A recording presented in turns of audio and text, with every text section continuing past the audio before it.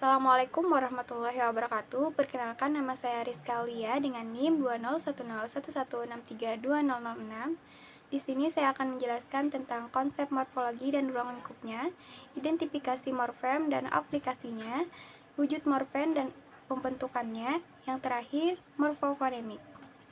Langsung saja. Morfologi. Secara etimos, kata morfologi berasal dari kata morf yang berarti bentuk dan kata logi yang berarti ilmu. Jadi secara harfiah, kata morfologi berarti ilmu mengenai bentuk. Di dalam kajian linguistik, morfologi berarti ilmu mengenai bentuk-bentuk dan pembentukan kata.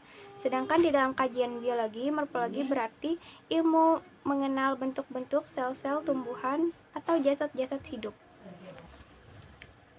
Ruang lingkup morfologi. Morfem merupakan satuan gramatikal terkecil yang mempunyai makna morfem. Tidak bisa dibagi dalam bentuk bahasa dan lebih kecil lagi. Di dalam bahasa Inggris, morfem berfungsi sebagai pembeda antara kata jamak dan kata masa lampau. Selanjutnya ada morf. Morf adalah anggota morfem yang belum ditentukan distribusinya. Misalnya, pada kata mengenai adalah morf. Morf adalah wujud konkret, wujud fonemis dari morfem. Misalnya men adalah wujud konkret dari men yang bersifat abstrak. Selanjutnya ada alomorf. Alomorf adalah anggota morfem yang telah ditentukan posisinya. Misalnya ber, be, dan ber. Bel adalah alamat dari ber, seperti pada kata bernyanyi, bekerja, dan belajar. Men mempunyai alamat meng, men, me, men, dan menge, seperti pada kata-kata mengajak, menulis, melukis, membawa, menyapa, dan mengecat. Selanjutnya ada identifikasi morfem bahasa Indonesia. Untuk mengidentifikasi sebuah morfem perlu dilakukan perbandingan satuan bentuk kata dengan bentuk-bentuk satuan kata yang lain. Sebuah kata bisa dikatakan morfem apabila bentuk satuan katanya bisa hadir secara berulang-ulang dalam bentuk yang lain. Seperti contohnya, perbandingan bentuk morfem kedua.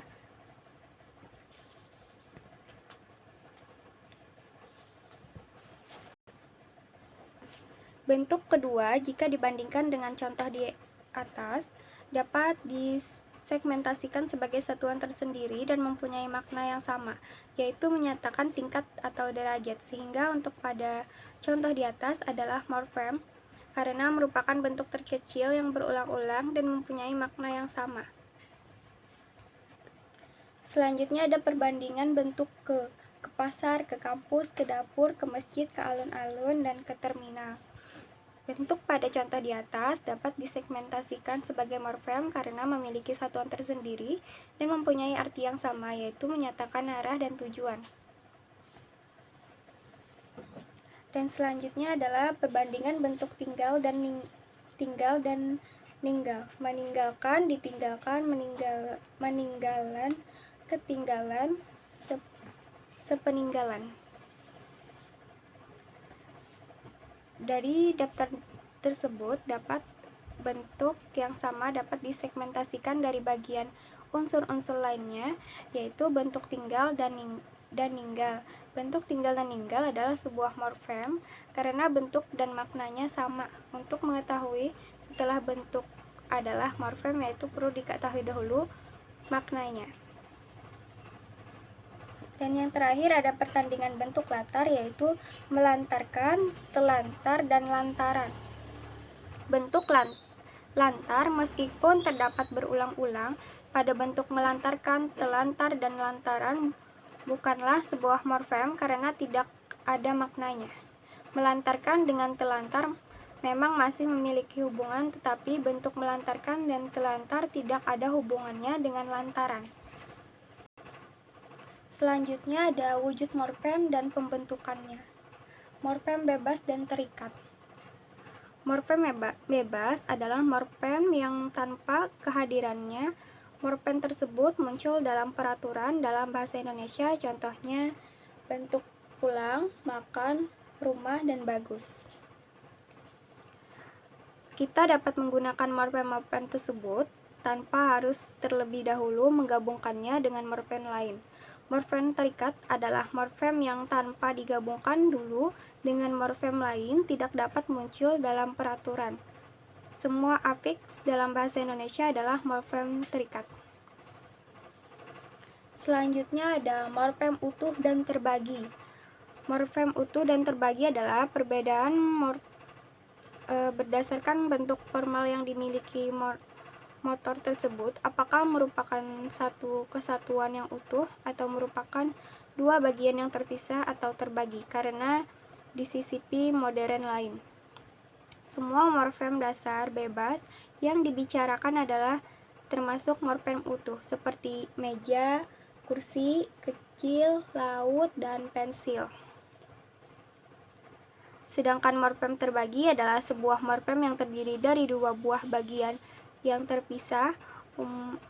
Umpamanya pada kata Indonesia Kesatuan terdapat satu morfem utuh yaitu satu dan satu morfem terbagi yaitu ke atau an. Kata pembuatan terdiri dari suatu morfem utuh yaitu buat dan satu morfem terbagi menjadi per, an dalam bahasa Arab dan juga bahasa Ibrani. Semua morfem akan untuk verba adalah morfem terbagi yang terdiri atas 3 buah konsonan yaitu yang dipisahkan oleh 3 buah lokal yaitu terbagi menjadi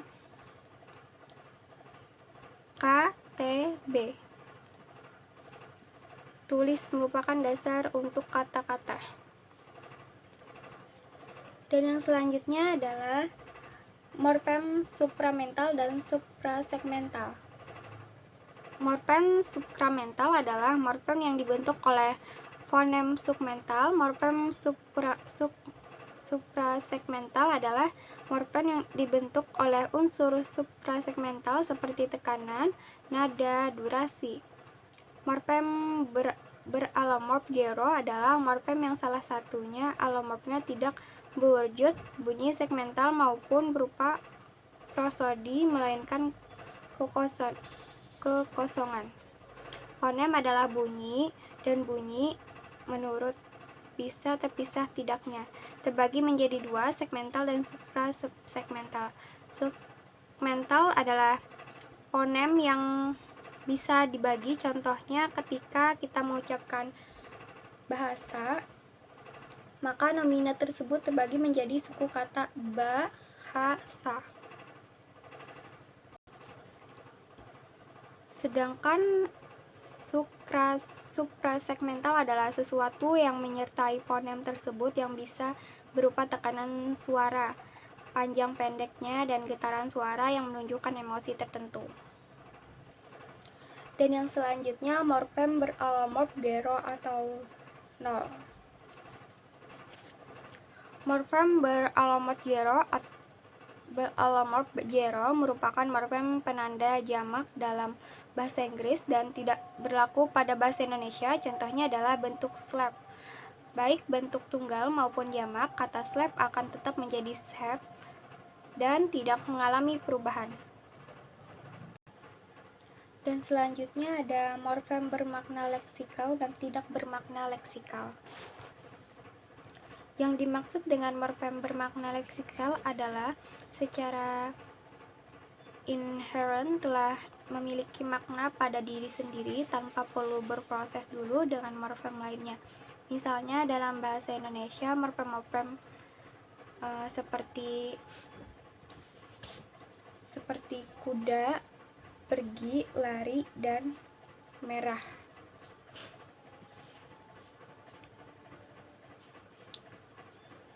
Dan morfem bermakna leksikal. Oleh karena itu, morfem-morfem seperti ini dengan sendirinya sudah dapat digunakan secara bebas dan mempunyai kedudukan yang otonom di dalam peraturan. Selanjutnya ada pembentukan morfem.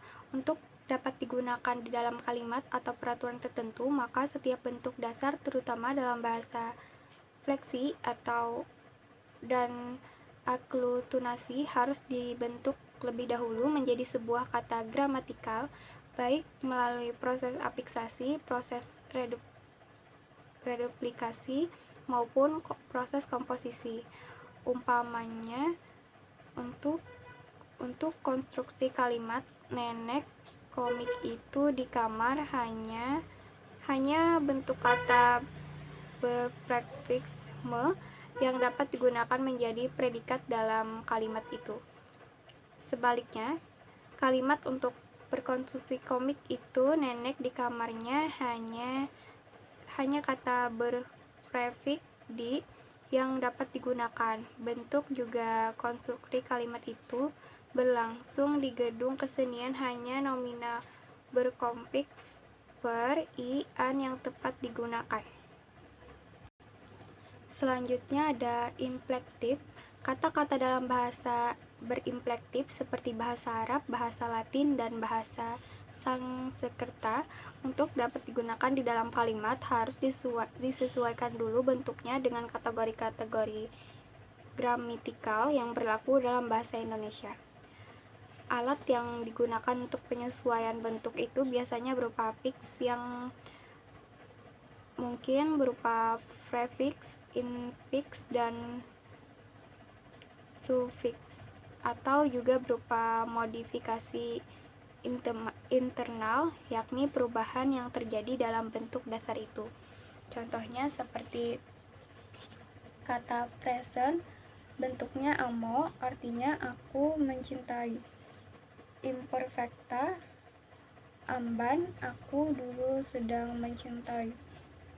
Futura, amabo, aku akan mencintai. Selanjutnya ada perfecta, amavi, aku telah mencintai. Anterior, amaveran, aku sebelumnya sudah mencintai.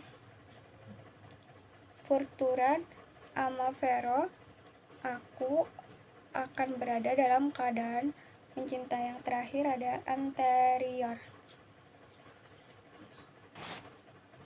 Selanjutnya ada pembentukan kata secara derivatif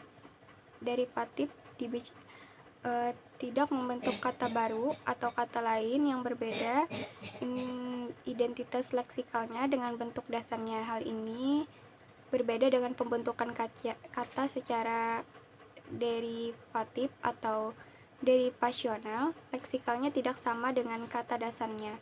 Umpamanya dari kata Inggris sing, menyanyi, terbentuk kata singer, penyanyi.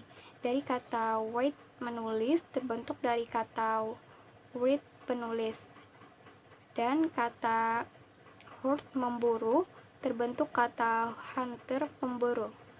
Jelas antara kata sing dan singer berbeda identitasnya leksikalnya, sebab selain maknanya berbeda, kelasnya juga tidak sama. Sing berkelas verba, sedangkan singer berkelas nomina. Begitu juga antara white dengan white, dan antara hunt dengan hunter. Contoh lainnya dari adjektif slow, lambat, dibentuk kata slowy dengan lambat yang berkelas adverbial, dan dari adjektiva quick, cepat, dibentuk adverb quickly dengan cepat.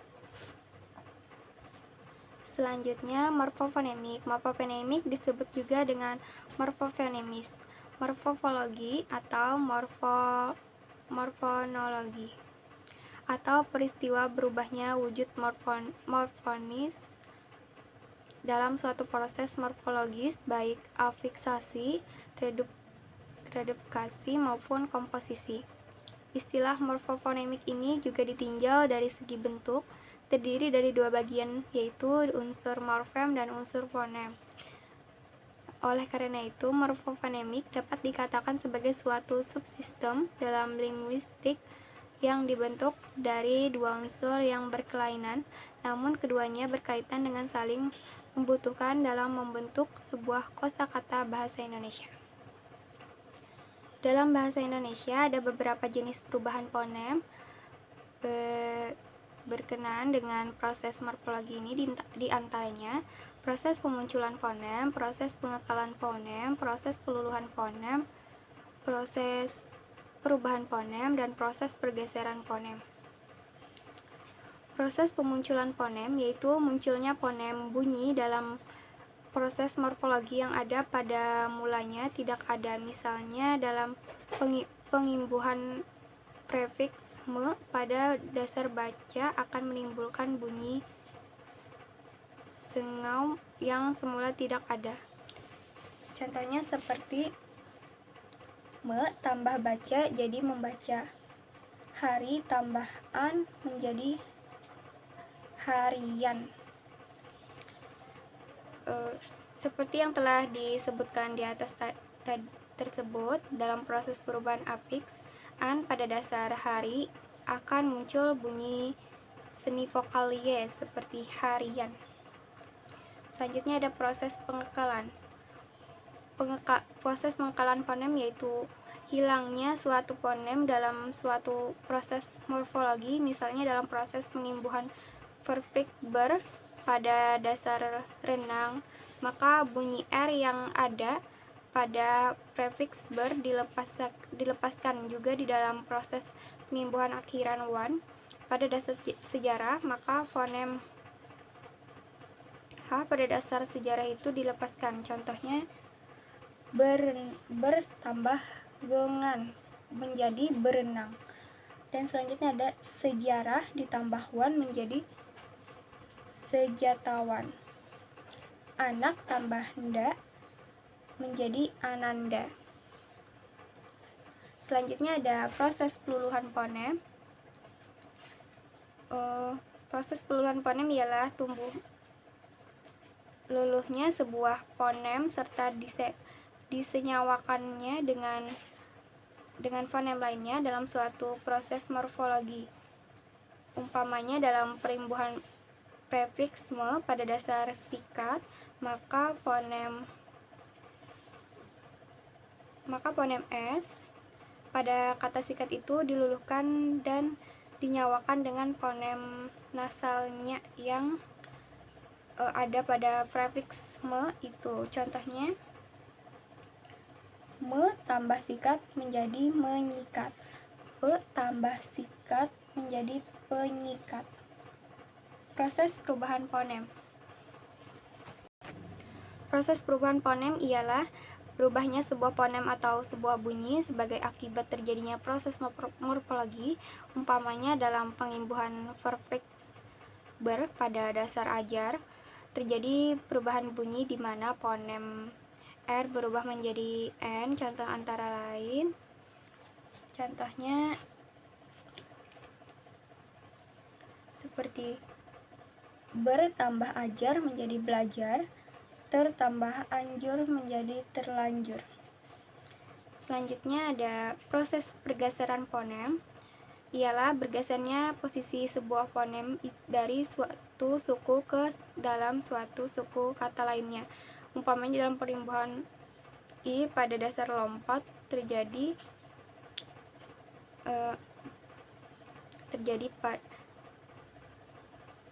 pergeseran di mana fonem t yang semula berada pada suku kata pat menjadi berada pada suku kata ti. Contohnya melompati. Selanjutnya ada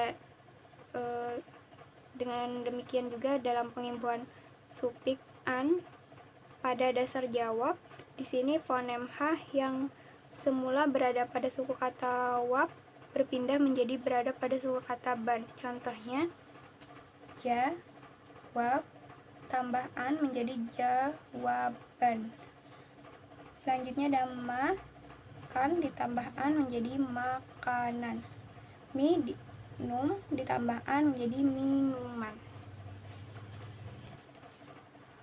Proses pembentukan kata juga dapat disebut sebagai proses morfologis. Proses ini terjadi dengan menghubungkan morfem yang satu dengan morfem yang lain sebagai bentuk dasar yang akan menghasilkan sebuah kata.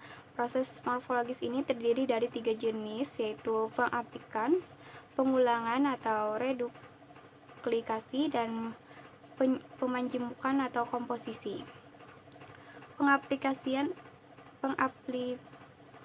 Pengaplikasian yaitu mengemukakan bahwa afiksasi adalah sebuah proses atau hasil penambahan afiks pada akar, dasar, atau alas kata. Dalam proses ini, leksem mengalami perubahan bentuk menjadi kategori tertentu sehingga berstatus kata, dan sedikit banyaknya berubahnya pada makna. Reduplikasi yaitu merujuk pada persoalan input yang berupa morfem. Dan selanjutnya ada komposisi, yaitu penggabungan dua kata yang menimbulkan suatu kata baru. Dan selanjutnya, nah itu tadi penjelasan dari saya. Wassalamualaikum warahmatullahi wabarakatuh.